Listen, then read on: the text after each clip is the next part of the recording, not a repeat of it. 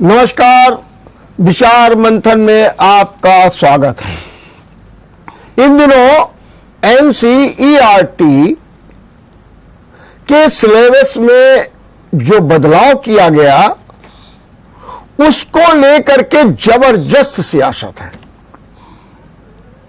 आज सपा के अध्यक्ष अखिलेश यादव ने कहा कि सूर्यकांत त्रिपाठी जो राम शक्ति पूजा के रचयिता थे उनकी कविता को हटा दिया गया, घोर आपत्तिजनक है। और उन्होंने ये भी कहा कि जरूरत इस बात की है कि जिन जिन कवियों को हटाया गया है उनकी कविताओं को फिर से रखा जाए। जो कवि की कविताएं हटाई गई हैं उनमें है प्रकृति के सुकुमार कवि सूर्य मित्रानंदन पंत, विष्णु खरे, फिराक गोरखपुरी जैसे लोगों की रचनाओं को बाहर कर दिया गया। और उससे ज्यादा जो चर्चा में है कि मुगल इतिहास को ही हटा दिया गया। और मुगल इतिहास कौन सा? 16वीं और 17वीं शताब्दी का अकबरनामा, बादशाहनामा हटा दिया गया। और उससे भी बढ़कर के 2 कदम और आगे बढ़िए, नागरिक शास्त्र में भी हटाया गया। क्या? एक पार्टी का प्रभुत्व काल। हालांकि उसमें कांग्रेस का भी जिक्र है, सीपीआई का भी जिक्र है, जनसंघ का भी जिक्र है, समाजवाद का भी जिक्र है, सबका जिक्र है, लेकिन उसको भी हटा दिया गया। और एक और हटा दिया गया, लोकप्रिय जन आंदोलन का उदय, इसको भी हटा दिया गया। अब ये तो मैं आपको प्रमुख बता रहा हूं जिनको हटाया गया। जब खास तौर से मुगल इतिहास हटाए जाने की बातचीत आई तो अपने प्रदेश की माध्यमिक शिक्षा राज्य मंत्री गुलाब देवी ने कहा कि भाई हम तो सब जाति धर्म सबको एक मानते हैं और हमने कक्षा 12 के सिलेबस में कोई परिवर्तन नहीं किया। ठीक बात है, उन्होंने जो संदेश दिया है वो ठीक कहा कि भाई उनके अधीन यूपी बोर्ड है, लेकिन उसके आगे लिखती है कि हमने तो कक्षा 12 के सिलेबस में कोई परिवर्तन नहीं किया, लेकिन एनसीईआरटी से हम प्रतिबद्ध हैं। वो राष्ट्रीय नीति बनाती है और उसके तहत हमको पाठ्यक्रम रखना पड़ता है। ये भी उन्होंने साफ कह दिया। अब सवाल ये उठता है कि आखिर ये बदलाव क्यों? कौन सी ऐसी बात है? क्या उनमें ऐसा है? जैसे कि मैंने सबसे पहले सूर्यकांत त्रिपाठी की उस गीत को पढ़ा जिसमें वो कहते हैं कि गीत मुझे गाने दो। और जब आप उस गीत की पूरी व्याख्या सुने तो उसमें साफ साफ वो कहते हैं कि इस समय वर्तमान हालात बड़े विषम हैं, परिस्थितियां विषम हैं, छल कपट से पूंजीपति ने हमको लूट लिया है, एक जो है प्रतिकूल समाज चल रहा है। आइए हम सब मिलकर के संघर्ष करें और संघर्ष करके अपना जो प्रेम, सद्भाव, बंधुत्व, भाईचारा इसको आगे बढ़ाएं। कुल मिलाकर के मैं सार बता रहा हूं। बहरहाल ऐसा क्यों किया गया और क्या ये सियासत सही है? आज इसी पर चर्चा करेंगे। और इस चर्चा में भाग लेने के लिए हमारे साथ 3 मेहमान जुड़ चुके हैं। हम आपको परिचय करा दें। हमारे साथ हैं भारतीय जनता पार्टी से धर्म प्रकाश जी गुप्त। मैं आपका बहुत बहुत स्वागत करता हूं। धर्म प्रकाश जी बहुत अच्छे अध्येता हैं और मुझे खुशी है कि वे अच्छे ढंग से अपनी बात रखते हैं। और कांग्रेस के हैं तुफैल अहमद, जिनकी भी अपनी अच्छी जागरूकता है और वो भी अपने विचारों को व्यक्त करते हैं। मदन भाटिया तो ऐसे ही हम सब में सक्रिय है और जो समय के हालात हैं, समय के मुद्दे हैं, उन पर विचार भी रखते हैं। मदन जी, मैं आपका भी बहुत स्वागत करता हूं। एक बार फिर तीनों मेहमानों का स्वागत करते हुए धर्म प्रकाश जी, ये जो बदलाव किया गया, क्या इसका औचित्य है, क्यों किया गया? जैसा आपने शुरू में कहा, जो शिक्षा पद्धति में बदलाव होते हैं उसमें यह जरूर समीक्षा की जाती है कि पहले जिस तरीके था उसका प्रभाव कुल मिलाकर के क्या हुआ, और उसके आधार पर लोगों के विचार भी आमंत्रित किए जाते हैं, सर्वे भी किए जाते हैं, और उसके आधार पर एनसीईआरटी एक प्रपोजल बनाती है।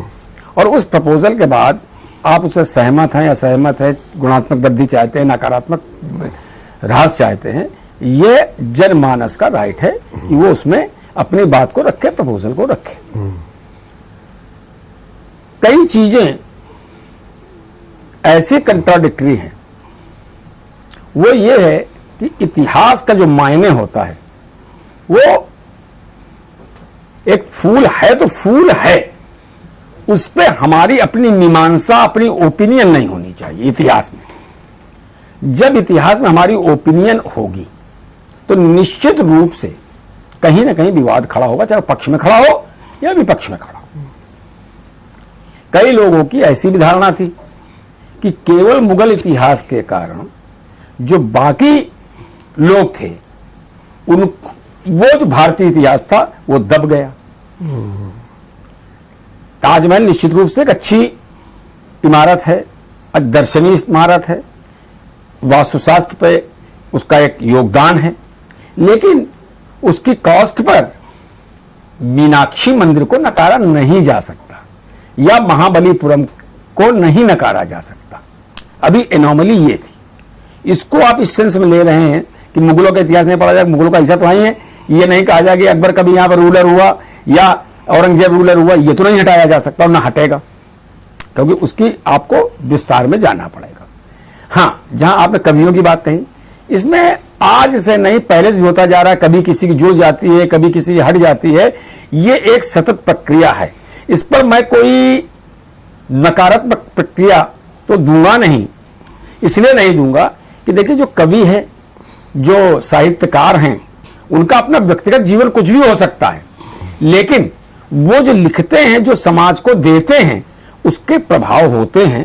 तो इसलिए उसको समय अनुकूल लेकर के परिवर्तन अगर हुआ तो उसको इस तरह से न देखा जाए कि उनको हटा दिया गया या उनको विशेष, जैसे आज मैं अखबार में पढ़ रहा था कि भाई कहीं पर वो अब सुरेंद्र मोहन पाठक भी पढ़ाए जाएंगे, गोपाल गहमरी भी पढ़ाए जाएंगे, इब्ने शफी भी पढ़ाए जाएंगे, गुलशन नंदा भी पढ़ाए जाएंगे, ये भी आया।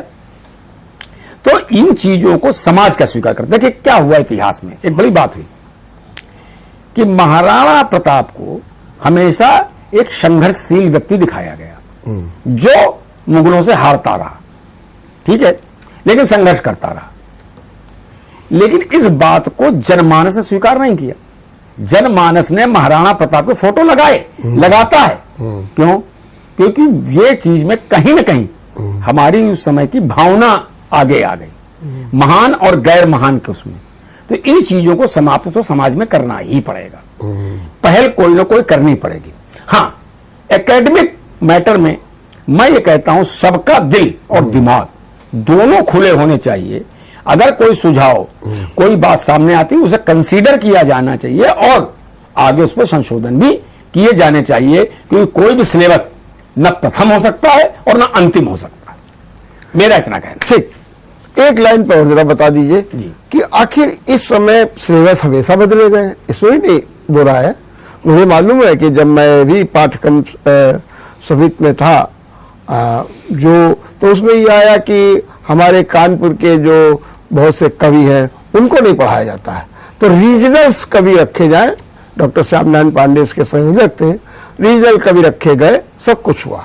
लेकिन आप क्या ये बता सकते हैं कि इस समय जो सियासत हो रही है क्यों हो रही है? देखिए उसका रीजन है, हाँ वही कि बीच में जो भी एनसीईआरटी रही है, जो सिलेबस मेकिंग कमेटीज रही, एक बहुत बड़ी खराब बात हुई कि स्थानीय इतिहास को कतई नकार दिया गया, वो चाहे जिला स्तर पर हो, प्रदेश स्तर पर हो। ये जो चीज थी एक्चुअली कंट्राडिक्शन इसके कारण हुए, हमको यह मालूम, जब मैंने दर्जा 5 या 4 पढ़ा उसमें स्थानीय इतिहास और भूगोल होता था, आज नहीं होता। अभी मेरी परिचय की एक बिटिया है जो सीबीएसई और आईसीएसई में, जिसका लगभग 18 से 20 वर्ष का पढ़ाने का अनुभव है। उसने कहा अंकल हमको एनईपी पे बात हो रही थी, उसने कहा हमको ग्रास रूट की तरफ लौटना पड़ेगा, सच को सच कहना पड़ेगा। जैसे मैं बताऊं आपको, हम जब बेसिक हिंदी रीडर पढ़ते थे तो उसमें 3 चीजें, क्लास 4th की बात है शायद, उसमें मोहम्मद साहब की जीवनी थी, ईसा मसीह की जीवनी थी, राम की भी जीवनी थी, महाराणा प्रताप भी थे, और यूरोप की वो भी कहानी थी, इसमें एक लड़का खड़ा हो जाता, 3 लोग मेरे साथ आ जाओ, पुल पर हम घुसने नहीं देंगे, ये भी था। और इसके साथ ईसप की कहानियां भी थी कि एक शेर के पैर में कांटा लग गया, उसको निकाला और शेर के सामने छोड़ा गया। तो बेसिक जो चीज है वो ये है कि चीजों को बहुत बांटना ठीक बात है। अपने में गड़बड़ करता है। कुछ चीजें जो छोटा बच्चा है उसको स्पेशलाइजेशन नहीं पढ़ा सकते आप। ठीक बात, बिल्कुल आप सही कह रहे हैं। तो फिर एक लंबे समय से बातचीत चल रही थी कि हमारा इतिहास दोषपूर्ण है, इसका थोड़ा संकेत धर्मप्रकाश जी ने भी कहा, और इतिहास सही लिखा जाना चाहिए। कई बार ये भी पहल हुई कि फिर से इतिहास लिखा जाए, इतिहास का पुनर्लेखन होना चाहिए। इस बात को लेकर के कई बार स्थितियां उत्पन्न हुई। दूसरी, अब जैसे कि अभी कुछ संशोधन हुए, संशोधन में भी हुआ कि हमारे यहाँ एक पढ़ाई में पाठ था अमेरिका का आधिपत्य, तो ये हुआ कि इसको बाहर करो, क्या लेना देना, शीत युद्ध से जुड़े हुए चैप्टर। मेरा कहने का मतलब ये है कि जब अगर ऐसी स्थितियां हैं, लोगों की राय ली गई है, उसके बाद संशोधन किया जा रहा है, तो इसमें तो स्वागत होना चाहिए, बल्कि इसको लेकर के आपत्ति होनी चाहिए। देखिए डॉक्टर साहब, सबसे बड़ी चीज है जी कि सोच का फर्क होता है। हाँ जब लोग एक सेकुलर सोच के साथ इस देश पर राज करते हैं जी, तो इतिहास वो सेकुलर इतिहास होता है। हमारे देश के अंदर बड़े बड़े महान हमारे इतिहासकार रहे। इतिहास कोई ऐसे पन्नों पर नहीं लिखा गया, उन इतिहासकारों ने इतिहास लिखा। जो उस टाइम मौजूदा इतिहासकार थे उन्होंने इतिहास लिखा। देखिए 1526 से लेकर 1857 तक जो मुगलों का शासन रहा, आप खुद देखिए कि उन्होंने इस देश की सांस्कृतिक आर्थिक विरासत को किस तरह सजोया। ये वो मुगल थे जिन्होंने इस देश को लूटा नहीं, इस देश को बनाया, इस देश की संस्कृति को बनाया, इस देश को वो सजाया संवारा। यहाँ कंधार से लेकर पूरे भारत में आज हम अगर पूरी दुनिया में नाश करते हैं उनकी संस्कृति और उनके शिल्प कला पर, आज ताजमहल, लाल किला है, कुतुब मीनार, हजारों आप ले लीजिए।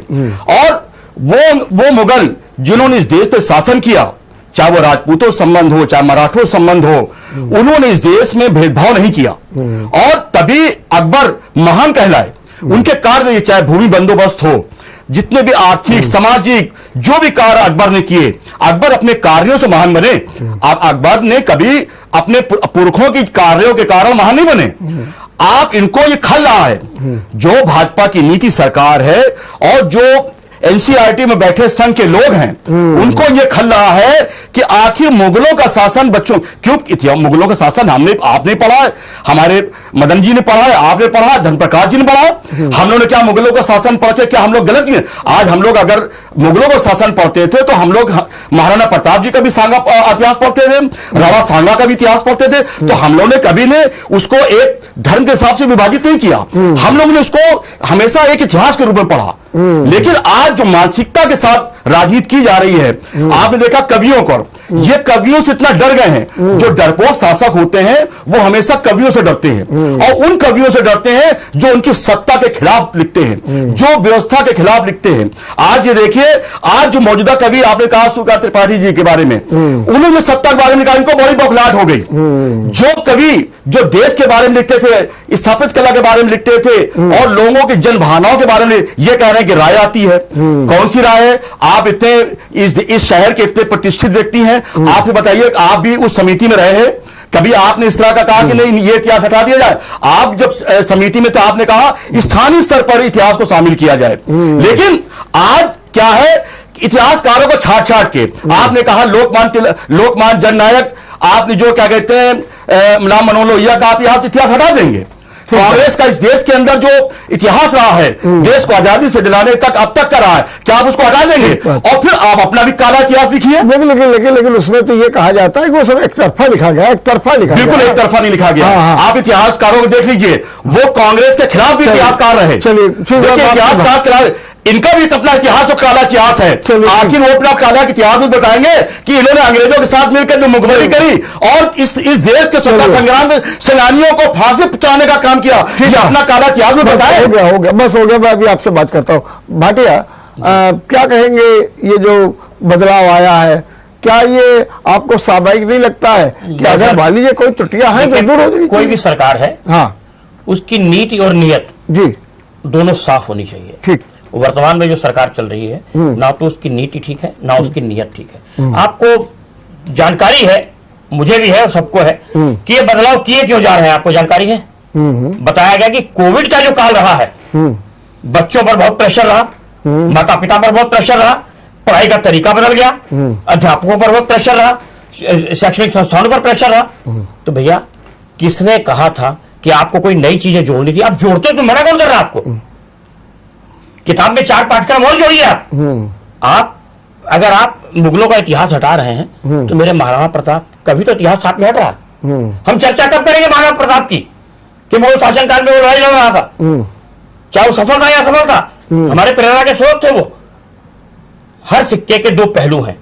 आप अगर एक चीज मिटा रहे हो, आप मुगल कालीन को हटा रहे हो, तो आपके समकालीन सारे योद्धा भी तो समाप्त हो रहे हैं उसमें। कैसे चर्चा करोगे? ये तो महात्मा गांधी को भी हटाना चाहते हैं।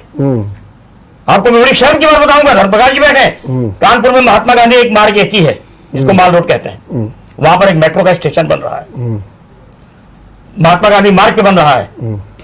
फूलबाग पे महात्मा गांधी मार्ग पर बनने वाले मेट्रो स्टेशन का नाम नयागंज रखा गया, जो 1.5 किलोमीटर दूर है उससे। हम लोगों ने बड़ा विरोध किया, गांधी समर्थकों ने, गांधीवादियों ने, शहर के सारे इतिहासकारों ने, पद्मश्री गिरिराज किशोर जी के साथ जाकर मेट्रो के अधिकारियों से मिले, कमिश्नर कानपुर से मिले। तो आप ये देखिए इस चीज को कि जब ये शनै शनै वो लोग जिन्होंने देश को आजाद कराया, वो लोग जो इनकी भाषा नहीं बोलते हैं, ये धीरे धीरे सुभाष चंद्र बोस को भी हटा देंगे, ये भगत सिंह को भी हटा देंगे। मेरी सिर्फ इतना कहना है कि इन्होंने जोड़ा क्या है, आपको जानकारी है? नोटबंदी का इतिहास जोड़ दिया इन्होंने। जी जी, बिल्कुल बिल्कुल। शर्मा की स्थिति देखिए आप। आपको जोड़ना हम मना थोड़ा कर रहे हैं, आप हटाने का भी इतिहास लाएंगे। ये बहुत सारी चीजें इन्होंने, ठीक बात, आर्थिक उसमें ये कितने 1000 से ऊपर इन्होंने संशोधन किए हैं, संस्कृत पे किए हैं। हमारी मातृभाषा है संस्कृत। चलिए, ठीक बात, मैं आपकी बात समझ गया। धर्मप्रकाश जी, आपने सुना तुफैल को भी और मदन जी को।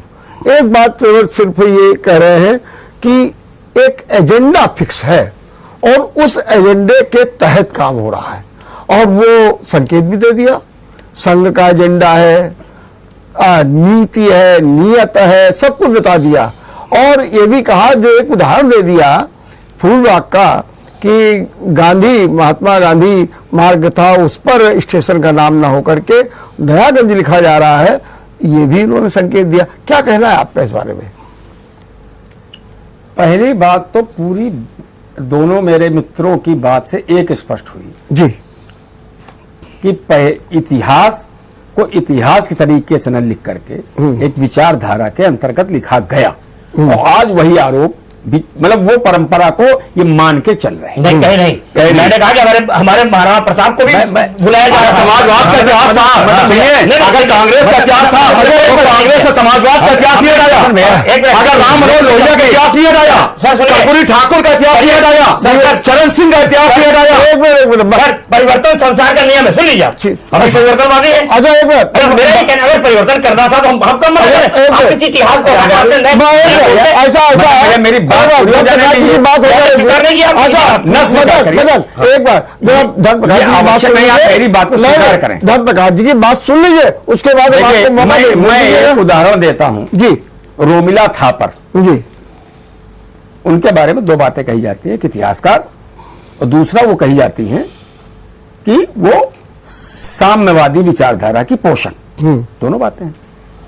हमारे किसी मित्र ने पढ़ी है, नहीं पढ़ी है, लेकिन मैंने प्रमिला थापर की पुस्तक जो भारत के इतिहास से 4 बार पढ़ी। उसमें प्रमिला थापर ने एक बढ़िया बात लिखी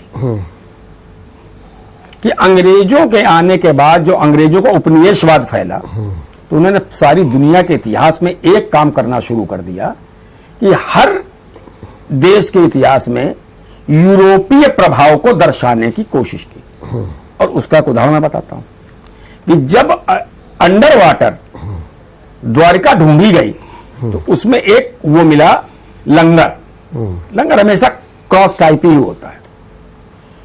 2023 वर्ष पूर्व ईसाई धर्म क्रॉस की मान्यता शुरू हुई, ठीक है। और वो ये कहा गया कि 4000 BC यानी लगभग 6000 वर्ष पुराने खंडहर हैं, वो कहते हैं वहां जो लंगर मिला वो क्रॉस का प्रतिरूप है। अब आप बताइए, इसे आप इतिहास मानेंगे? फिर रोमिला थापर ने लिखा कि साहब जो हमारी हड़प्पा मोहनजोदाड़ो इसकी जो बनावट, जो नगरीय संस्कृति मिली, वो जिनको हम कहते हैं कि आर्य के आने के बाद हम शिक्षित हुए उससे कहीं ज्यादा थी। तो it can not be admissible कि साहब आर्यों से हमने सीखा। लेकिन वही बिना तर्क के 7 पेज बाद ये लिखती कि आर्य बाहर से आए थे। अब इस इतिहास को तो अपनी बात आप खंडन कर रहे हो, तो हम कैसे माने कि इतिहास सही ढंग से कर। अभी एनसीईआरटी में पिछली आप किताब उठाइए, मुगलों का इतिहास 36 पेज में, बाकी पूरे भारतवर्ष का इतिहास 7 पेज में। अरे इतना लंबा 270 साल का कार्यकाल रहा उनका। आपको 2015 से लेकर उसमें बहादुर साहब जाफर क्या अगर आप कुर्बानी करेंगे तो आपके एक उंगली नहीं कटी आज तक। आप अगर बात करेंगे तो आप किस इतिहास की बात करेंगे? तो फैल जी मैं उस पर जा रहा हूं। अब सीता पट्टाभिरमैया इतिहासकार बने, उन्होंने मेरे पास अभी मैं मोबाइल खोल आपका इतिहास है जब कलंकित इतिहास इतिहास बता रहा हूं। जिन लोगों ने इस देश को कुर्बानी की है, देश को उनका इतिहास लिखा जाएगा। इस देश को मुगल करने वालों का लिखा जाएगा। मुगलों ने इस देश को बनाया, तो मैं जरा शांत रहिए। मुगलों ने देश को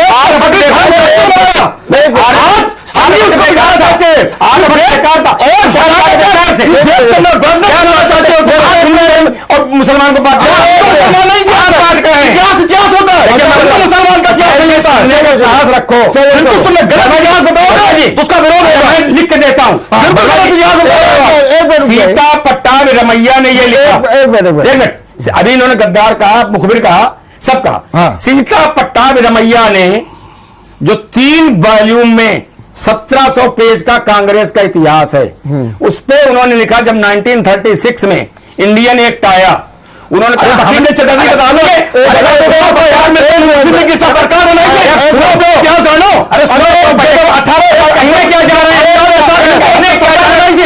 क्या जानो पहले पूर्वाग्रह न करो। एक मिनट अपना भी इतिहास जान लो। भैया हम शिक्षा की बात कर रहे हैं, हम शिक्षा की बात कर रहे हैं, लेकिन आप नहीं गलत नहीं, बिल्कुल गलत नहीं। बिल्कुल जिसको जिन किताबों से हम सन का इतिहास ले आएंगे तो आपका इतने इतने इतिहास लिखा है। अगर भाई सुनने हम भी आपको बता देंगे। देखिए मेरी बात सुन लीजिए। इतिहास मदन तुफैल दोनों सने से एक निवेदन है, आपको मैं मौका दूंगा, जितना धर्मप्रकाश जी बोलेंगे उतना ही आपको मौका दूंगा, आप बोल दीजिएगा, आप इनको कॉन्ट्रडिक्शन कर दीजिएगा। लेकिन तो ऐसे में क्या होता है कि वो समझ में बात नहीं आती है और फिर डिबेट भी अच्छी नहीं होती। देखिए धर्मप्रकाश जी, और मैं एक निवेदन वो करूंगा, थोड़ा संक्षेप में बताएं। संक्षेप में धर्मप्रकाश जी आप बस सीता पट्टाभिरमैया ने कांग्रेस की प्रस्तावना में यह लिखा कि हमने इंडियन एक्ट 1936 को राजभक्ति भाव से स्वीकार किया। मेरे पास डॉक्यूमेंट है, मैं अभी थोड़ी दिखा सकता। हो गया। अब इसको इतिहास में क्या इस दृष्टि से लिखा जाए? ठीक बात, चले हो गया, बात की मान गया, आपके खत्म हो गई बात। तो फैल एक बात तो साफ साफ है कि अगर इतिहास में कहीं ना कहीं कोई विसंगतियां हैं तो दूर तो किया जाना चाहिए। ये दूसरी बात है कि आप उसके लिए कमेटी बना दें, ये कर दें, वो कर दें, लेकिन अगर मान लीजिए कि कहीं ना कहीं इनबैलेंस की भी बातचीत होती है तो उस पर तो ध्यान देना ही चाहिए। और अगर धर्मप्रकाश जी कोई बात कह रहे हैं तो उसको समझ करके आप उसका जवाब दीजिए। देखिए विसंगतियों को हमेशा दूर किया गया जी। आज जब से हमारा देश आजाद हुआ है, इतिहास हमको पढ़ाया गया, उसके बाद आप देखिए कितने अमेंडमेंट्स इतिहास के अंदर हुए हैं, उन विसंगतियों को दूर किया गया है। और जब अगर उन विसंगतियों को दूर ना किया गया होता तो आज हम लोग राणा सांगा के बारे में, महाराणा प्रताप के बारे में, अमर सिंह के बारे में, जितने हमारे हिंदू शासक हैं, अगर विसंगतियां नहीं दूर होती। देखिए अभी हमारे मदन भाई ने कहा, बिल्कुल सही बात है, अगर आप अकबर को पढ़ाएंगे तो आपको महाराणा प्रताप को भी पढ़ाना पड़ेगा, आप अगर राणा सांगा को पढ़ाएंगे तो आपको अकबर को भी पढ़ाना पड़ेगा। देखिए ये दोनों एक पैरेलल चीज चलने वाली इतिहास में है, आप उसको जुटला नहीं सकते। दूसरी चीज आप आया भाई कि अगर पैरेलल देखिए, पैनल में आजकल कौन लोग बैठे हैं आप अच्छी तरह जानते हैं, किस विचारधारा के लोग आजकल पैनल में आ गए हैं। एक विचारधारा के लोग सिर्फ पैनल में, आप पैनल की गणना कर लीजिए। अच्छा एक बात बताइए केवल एक लाइन में, आज आप इस विचारधारा की बात कर रहे हैं, हम मान गए आपकी बात को, लेकिन जब वो वाली विचारधारा चल रही थी तो उसमें भी तो एक पक्षी सब कुछ बात था। अगर मान लिया, हमें आपकी बात ही मान लेते हैं कि इस समय पैनल में एक ही विचारधारा के लोग हैं, सब कुछ है, वो अपने ढंग से कर रहे हैं, तो पहले भी तो लोग ये कर रहे थे। देखिए तो मैंने अपनी बात कही आपसे जी कि अगर जननायक लोक नायक लोहिया जी का जब आंदोलन हुआ, जयप्रकाश नारायण जी का आंदोलन हुआ, तो क्या कांग्रेस ने उसको इतिहास से निकाल दिया? वो तो कांग्रेस के खिलाफ था। इंदिरा जी ने जब एमरजेंसी लाई, वो भी इतिहास का हिस्सा है, क्या कांग्रेस उसको निकाल दिया? लेकिन ये इतिहास के पहले चलने वाली चीजें थी, जो घटनाएं घटी और उस समय कोई कांग्रेस ने निकाला नहीं। अगर साम्यवादी, अगर कम्युनिस्टों का इतिहास था तो वही पढ़ाया गया, समाजवादियों का इतिहास था वही पढ़ाया गया, अगर दूसरों के दलों का इतिहास था वही पढ़ाया गया।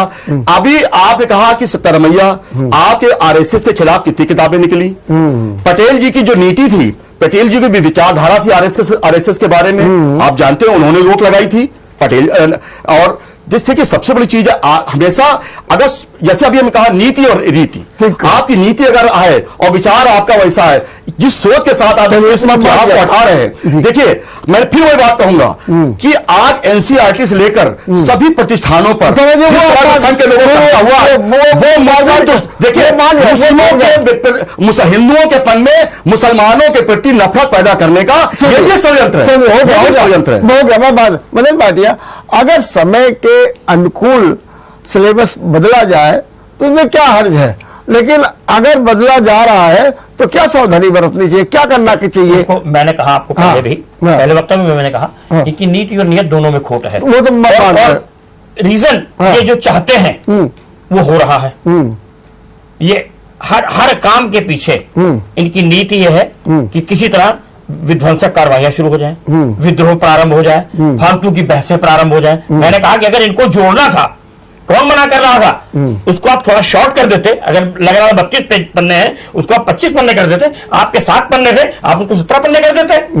आपको कोई नई चीज जोड़नी थी, जोड़ी एक ही बनाइए। अब ग्लोबलाइजेशन है सर, हमें जो कुछ जानकारी नहीं है, हमारा छोटा सा बच्चा 10 साल का बच्चा नेट पे देखकर हमको गूगल से पूछ के बता रहा है कि दादू नानू आप गलत बोल रहे हो, ये ऐसा नहीं वैसा था। तो आज इतनी चीजें हमारे पास उपलब्ध हैं, हम बढ़ रहे हैं, हमको वैश्विक स्तर पर लड़ाई लड़नी है, लेकिन ये हमारा बौद्धिक स्तर पुनः जातिवाद पर, धर्मवाद पर लाकर ये केंद्रित करना चाहते हैं, जिससे इनका वोट बैंक बढ़े। सबसे पीछे ये रीजन है।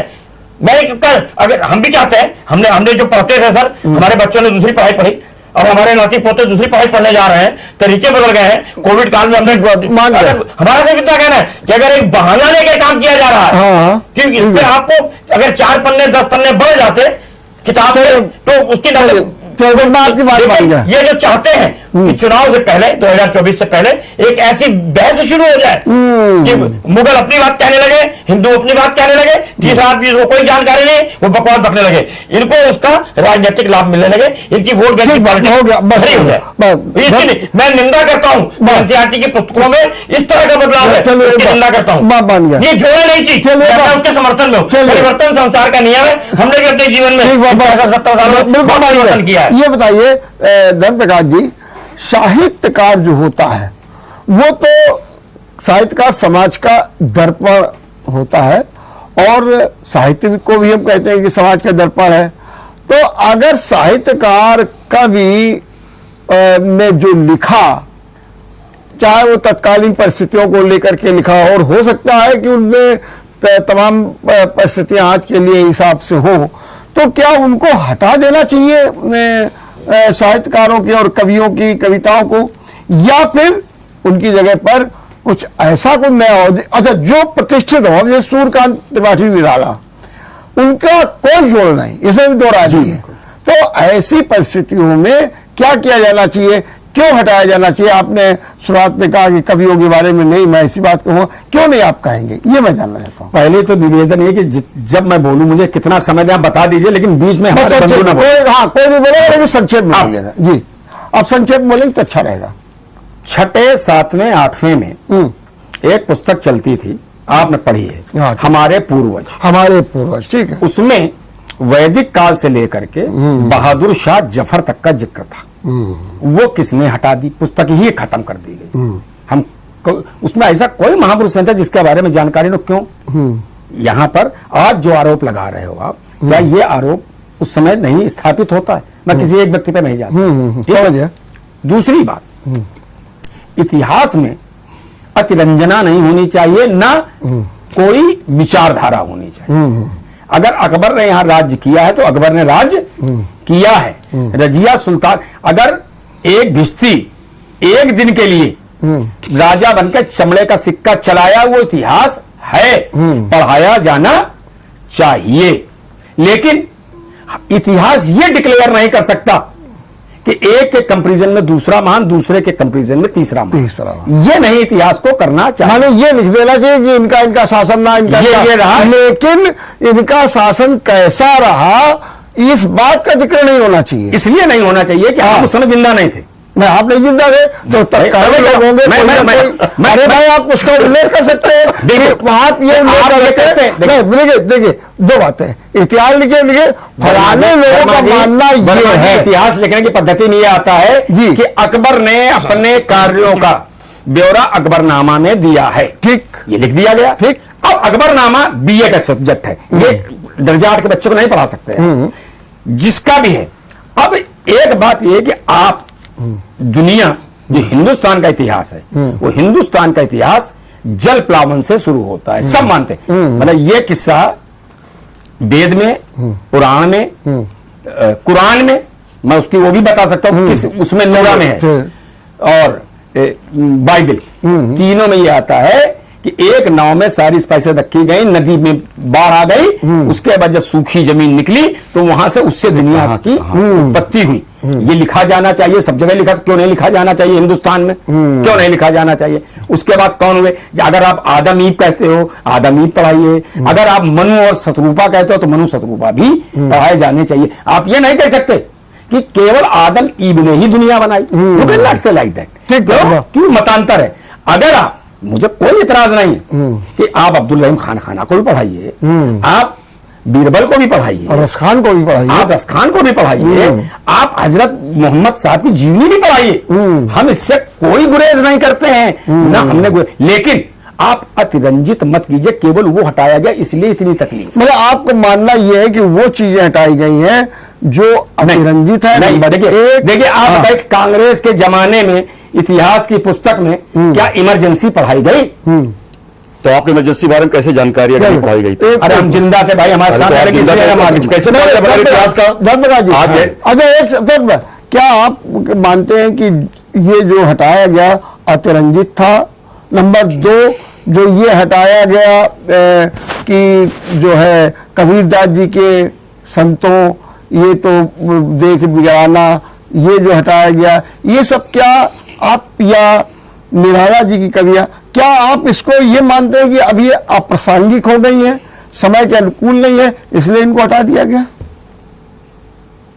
प्रकाश जी, मैं आपसे ही पहले पूछ रहा हूं। नहीं, देखिए, मैंने पहले कहा कि साहित्य के बारे में एकदम त्वरित कमेंट करना समुचित नहीं है। ठीक बात है, ठीक बात है। निराला जी एक छायावाद के बेबाक कवि थे। उनकी मलंग प्रेम के किस्से भी मशहूर हैं, जैसे भारतेंद्र हरिश्चंद्र भी मशहूर हैं। अगर भारतेंद्र हरिश्चंद्र पढ़ाए जाते हैं तो निराला भी पढ़ाए जाने चाहिए। उनके छायावाद के प्रणेता हैं वो।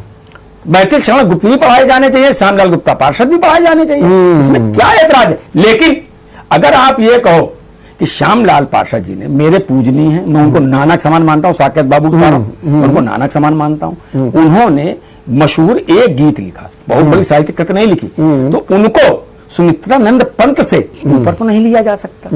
ये तो आपको इतना, सूर्यकांत त्रिपाठी निराला को अटल बिहारी वाजपेयी कॉम्पीट नहीं कर सकते, भले दोनों कवि हैं, लेकिन मेरे जयप्रकाश जी, आपको ये मालूम है, आप तो खैर अध्ययन किए होंगे, जो श्यामलाल गुप्त पार्षद ने झंडा ऊंचा रहे हमारा, उसने बहुत सी ऐसी पंक्तियां लिखी थी जिनको एडिट कर दिया गया था, बाहर कर दिया गया था। हनुमान की जय हो कारा झंडा ऊंचा। क्या आपने इसको पढ़ा था? हमारे नाराज हो जाएंगे। नहीं जो एक बात सुनिए वर्मा जी, जो हमारे सामने जो प्रचलित गीत है वो है, हम उसको स्वीकार। आपने इसको पढ़ा नहीं है इसके बारे में? हम ऐसा ही कैसा ही आया, एक में हमने एक बार छापा था, उसमें नमो नमो की जय हो, नमो नमो, ये भी पार्षद जी का गीत है। लेकिन आज हम झंडे ऊंचा रहे हमारे में ये बात नहीं, अगर हम नमो नमो वाला छाप दें आज तो अभी हो जाएगी, तो विचारधारा आ गई। अब श्यामलाल गुप्ता को हम कहां से उस समय पैदा नहीं हुए थे। हाँ, ठीक बात। तो भाई कुछ चीजों में हमें लॉजिकल होना चाहिए। ठीक बात। मैं इस आलोचना को स्वीकार करने के हमेशा तत्पर रहता हूं कि ये बात गलत है। एक बार तुफैल ये बताइए, आपने तो कबीर अबीर को पढ़ा ही होगा, ऐसा तो नहीं है कि कबीर को नहीं पढ़ा होगा या उनके समकक्ष। मैं इतिहास का स्टूडेंट हूं, इतिहास मैंने तो जो कबीर ने जो लिखा, एक मिनट, कबीर ने जो लिखा जी हिंदुओं के लिए, मुसलमानों के लिए, यानी क्या क्या लिख दिया। अगर आज की परिस्थितियों में वो होते तो क्या होगा? बिल्कुल सही हो जाता। आज की परिस्थिति में होते और सीबीआई का छापा होता, वो जेल के अंदर होते। देखिए, उन्होंने सभी धर्मों पर और सामाजिक जो रूढ़ियां थी उन पर हमला किया। देखिए, खूब किया, और हम लोगों ने पढ़ा भी, और हम लोग कहते थे, जो कबीरदास जी के दोहे हम लोग सार्वजनिक रूप से कहते थे, तो हम गैर इस्लामी नहीं हो गए। अगर हमारे धर्म प्रकाश जी हैं, मदन भैया हैं, ये सब लोग, हम लोगों ने इतिहास पढ़ा है, और मैं इतिहास का स्टूडेंट रहा हूं, और मैं शान से कहता हूं कि मैंने महाराणा प्रताप का भी इतिहास पढ़ा है, राणा सांगा का भी इतिहास पढ़ा है, लेकिन कभी नहीं उनको तुलना नहीं करी, क्योंकि मैं उस काल सुनिए प्रकाश जी, वो काल परिस्थितियां की अलग थी, वो राजाओं की लड़ाई थी, काल परिस्थितियां अलग थी, लेकिन वो एक इतिहास का हिस्सा बने। देखिए, आप आज के मौजूदा इतिहास में और मौजूदा समय में, अभी मदन भैया ने हमारे कहा नोटबंदी शामिल करी गई, ठीक, ये तो अपने लिए कहा गया।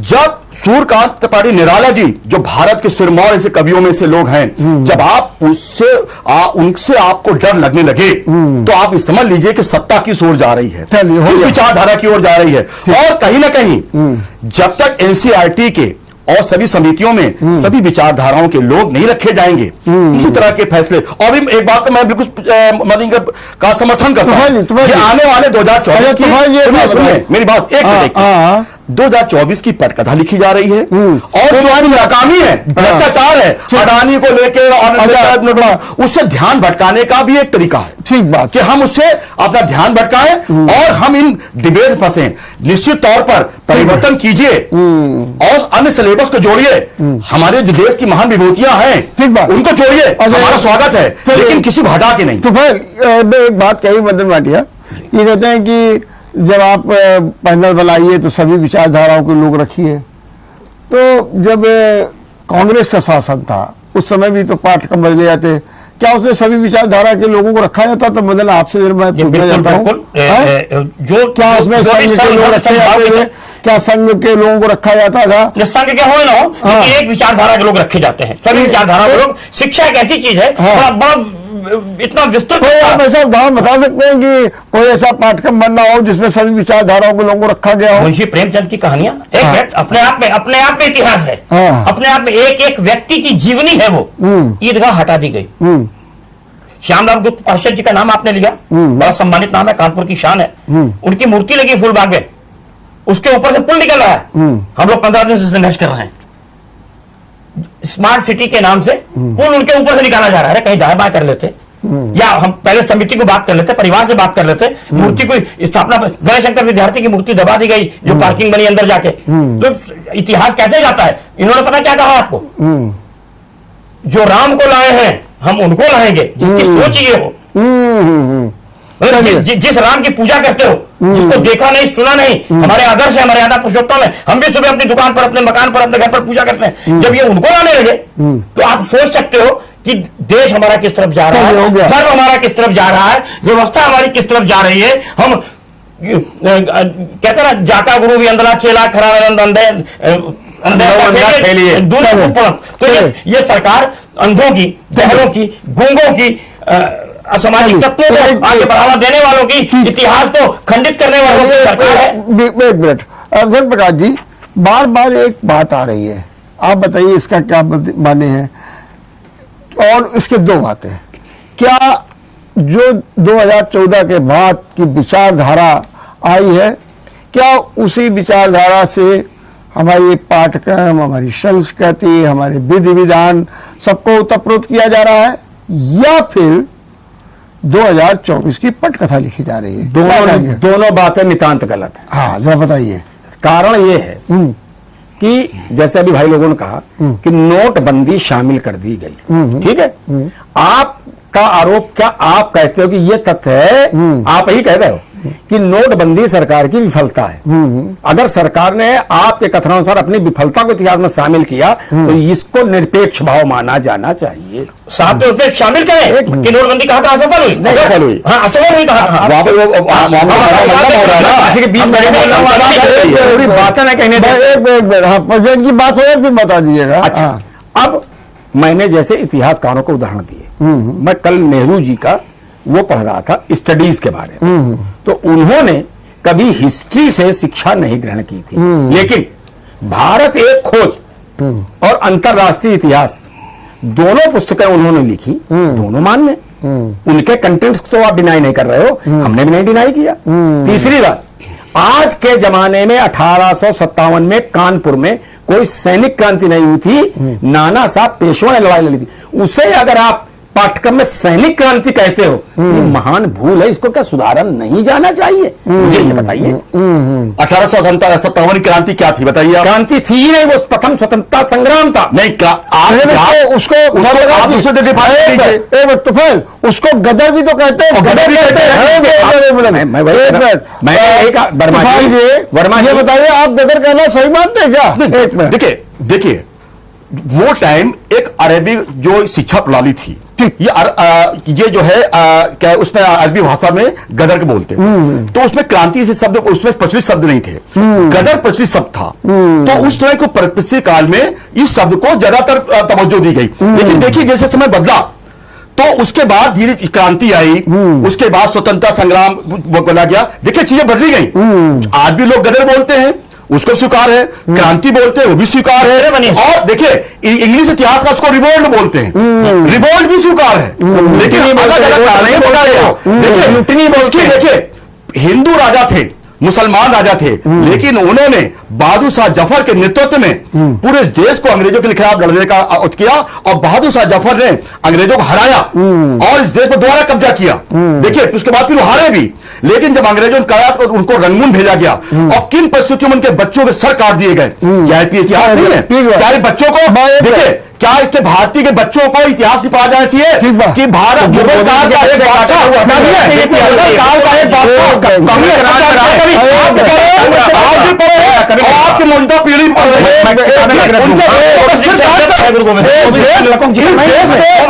है, सब पढ़ते हैं, गुरु गोविंद सिंह का इतिहास है, सब पढ़ते हैं, सब पढ़ते हैं। और उसके पढ़ने के बाद लोग अपने सुनिए, देखिए अपने अपने विजेताओं को, अपने अपने नेतृत्व को स्वीकार करते हैं, जो उनके इतिहास के विजेता होते हैं। आप अगर महाराणा प्रताप को करते हैं तो हमारे सिख भाई गोविंद सिंह को मानते हैं, इसमें तो बुराई भी नहीं है। मदन, ये एक विचारधारा को स्थापित करने का प्रयास है या फिर 2024 का एजेंडा है? ये विचारधारा को स्थापित करने का प्रयास पिछले जो 14 से चल रहा है। ये जी, जिस तरह के राजा आए हैं, हमारे राज कर रहे हैं इस समय, ये लोकतंत्र पर जबरदस्त हमला करने का प्रयास किया जा रहा है। यही नहीं, वैश्विक स्तर पर हमारी निंदाएं होनी शुरू हो गई हैं। अब आदमी अपनी पीठ खूब थपथपाता है, मैं कोई काम करता हूं तो कोशिश करता हूं कि मेरी भी उतनी तारीफ होनी चाहिए, लेकिन ये वैश्विक स्तर पर हम निंदनीय कार्य करने जा रहे हैं, निंदनीय कार्य कर रहे हैं। हम बार बार कहते हैं कोई अच्छी चीज है उसको जोड़िए, परिवर्तन संसार का नियम है। ठीक बात, हो गया, मैं मान गया, बार बार इसको कह रहे हैं। चलिए अब आखिरी सवाल पूछेंगे धर्म प्रकाश जी, जब इस तरीके की सियासत हो जाए क्या किया जाना चाहिए? क्या एक कोई कमेटी बना करके विचार किया जाना चाहिए, या जो कुछ हो गया है बिल्कुल अब सही हो गया है, अब इस पर कोई भी जो है संशोधन नहीं होना चाहिए, क्योंकि 23-24 में लागू वर्मा होगा। जी, थोड़ा संक्षेप बताइए। वर्मा जी, इतिहास सियासत नहीं होता, ठीक। इतिहास तथ्य होता है। जो भी लिखा जाए उसमें तथ्यात्मक लिखा होना चाहिए, न कुछ हटाया जाना चाहिए, न उसको अतिरंजना जोड़नी चाहिए। ठीक है। अगर कोई गवेषणा होती है, नया तथ्य सामने आता है, पूरी दुनिया के सामने वो रखा जाता। आज पिरामिड के नीचे हिंदू मंदिर निकल आया, मैं नहीं कह रहा हूं, तो ये भी उसको इतिहास में नहीं था, हमको भी नहीं मालूम, लेकिन आज वो इतिहास का अंग बन जाएगा। आप एक बात समझो ना, तो प्रश्न इस चीज का है कि यहां पर विचारधारा का कोई मत, आप अगर विचारधारा की बात करते हो तो आज मंसूर अहमद अलीगढ़ मुस्लिम यूनिवर्सिटी के वाइस चांसलर को, तारिक मंसूर को हमें नहीं बनाना चाहिए था। अगर विचारधारा की आप बात करते हो, हमने उनको भी तो लिया। फिर आप ये देखिए, किसी को भी दो बातें, पहले राष्ट्र को रखो और राष्ट्र के प्रति जो गलत काम कर रहा हो आप अपनी विचारधारा को आगे बढ़ाइए। आप अगर मेरी विचारधारा, मैं अपनी बात करता हूं, अगर जनता स्वीकार नहीं करती है तो हम अपनी बात जरूर कहते रहे, लेकिन उसको कभी भी यह नहीं माना जा सकता कि यही एक भाव। खाली एक लाइन बताइए, जो विवाद की स्थिति, इसको इसका निपटारा कैसे हो सकता है? क्या देखिए, ये विवाद सतत चलते आए हैं और चलते रहेंगे, क्योंकि जिसके मन का नहीं होगा वो करेगा। चलिए, तो फिर आपका भी कोई सुझाव है कि अगर ये विवाद खड़े हो गए हैं तो इससे क्या होने जा रहा, क्या प्रभाव पड़ने जा रहा, थोड़ा सा संक्षेप में बताइए। देखिए, इसका प्रभाव बहुत दुष्परिणाम सामने आएंगे। क्या? जिस तरह से गलत इतिहास, पहले कह रहे गलत इतिहास पढ़ाया गया, अब गलत इतिहास को शामिल करने का काम होगा। ठीक। जो हमारे महानायक हैं, चाहे स्वतंत्रता संग्राम हो चाहे उससे पहले हो, उनको खत्म करने का काम सने सने किया जा रहा है। दूसरी चीज, अगर हम अपना इतिहास, जो कौम, जो देश अपना इतिहास भूलता है, वो सिर्फ बर्बादी की ओर जाता है। और ये देश, जो मौजूदा सरकार है और जो उसके पीछे बैठे हुए लोग हैं, जो सरकार को चला रहे हैं नागपुर में, वो अपना एजेंडा इस देश के ऊपर लागू करना चाहते हैं। इस देश के अंदर जो भी हमारे धर्म रह रहे हैं, उनको इतिहास के हिसाब से तोड़ मोड़ के पेश करना चाहते हैं, उनके अंदर व्यवस्था फैलाना चाहते हैं। मैं एक बात कहना चाहता हूं, ताजमहल जब दुनिया की सुंदरता है तो हमारे पे ये गौरवान्वित होने वाली बात है। अगर मीनाक्षी टेम्पल हमारी शान है तो ये मेरे लिए गौरवान्वित होने वाली बात है। इसका इतिहास से क्या लेना देना है? क्योंकि इतिहास को, आपका तो इतिहास कोई है नहीं। ठीक बात हो गया। इतिहास नहीं, हमारा बात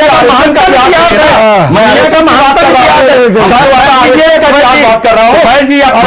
भारत का अपमान मत कीजिए, भारत की बात कर रहा हूं, आपने भारत तरीके से की बात कर रहा हूं, नहीं आपने नेताओं के बात गलत बात आरएसएस की बात कर रहा हूं,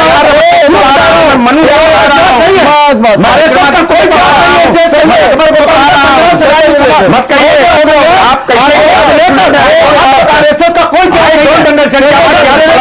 भारत मेरे लिए पूजी है और मेरे लिए मेरा देश हमेशा पूजनी रहेगा। मुझे सर्टिफिकेट पर ये इस बात पर मत जाइए किसका कौन इतिहास है, सबका अपना अपना इतिहास होता है, ये इसमें दोहराने मजे बटिया। क्या करना चाहिए? आपने कई सुझाव दिए कि अगर ऐसा भी होता तो ये भी कर दिया जाता। हम बता दें आपको, हाँ, बेहतर होगा कि जो हटा दिए गए हैं उनको कमतर करके उनको भी शामिल किया जाए, और नई चीजें जो और रोज नई खोज होती है, हम अपनी खोजें नहीं बनाने तो अपने बच्चों को कैसे आगे ले जाएंगे?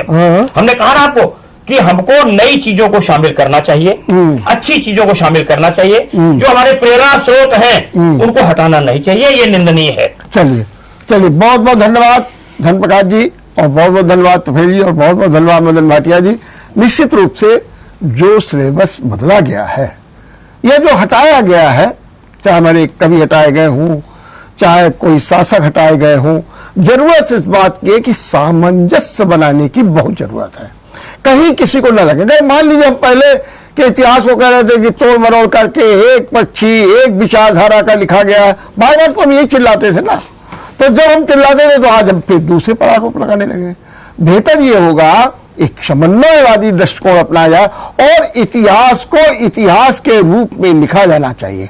एक तरीके से मैं ये मानता हूं कि रिसर्च वर्क होना चाहिए कि भाई ये राजा थे फलाने जो वहां के तत्कालीन लोग थे उनका ऐसा मानना था कि ये महान थे, खराब थे, कुछ थे। मतलब कोई इतिहासकार स्वयं अपनी टिप्पणी करके उसका महिमा मंडन करे, क्योंकि हर व्यक्ति की अपनी एक विचारधारा होती है, उसकी एक मानसिकता होती है। तो उस मानसिकता का कहीं साहित्य में नहीं प्रभाव पड़ना चाहिए, ये भी देखने की बात है। लेकिन इस बात पर भी ध्यान रखना चाहिए, जो हमारे स्वनाम धन्य कवि रहे हैं, कबीर हो, तुलसी हो, सूर हो, निराला हो, उनका भी स्थान बरकरार रहना चाहिए। आने वाली पीढ़ी ने भूल ना पाए, इनके योगदान को न भूल पाए, इस पर भी चिंतन मनन होना ही चाहिए। देखते रहिए विचार मंथन। नमस्कार। अगर आपको हमारा वीडियो पसंद आया हो तो हमें लाइक करें, सब्सक्राइब करें और ज्यादा से ज्यादा शेयर करें। और हाँ, बेल आइकॉन दबाना ना भूलें ताकि हर खबर का अपडेट आप तक पहुंचे तुरंत। आप हमें इंस्टा, ट्विटर और फेसबुक पर भी फॉलो कर सकते हैं। हमारी आईडी है @JMT News Flash।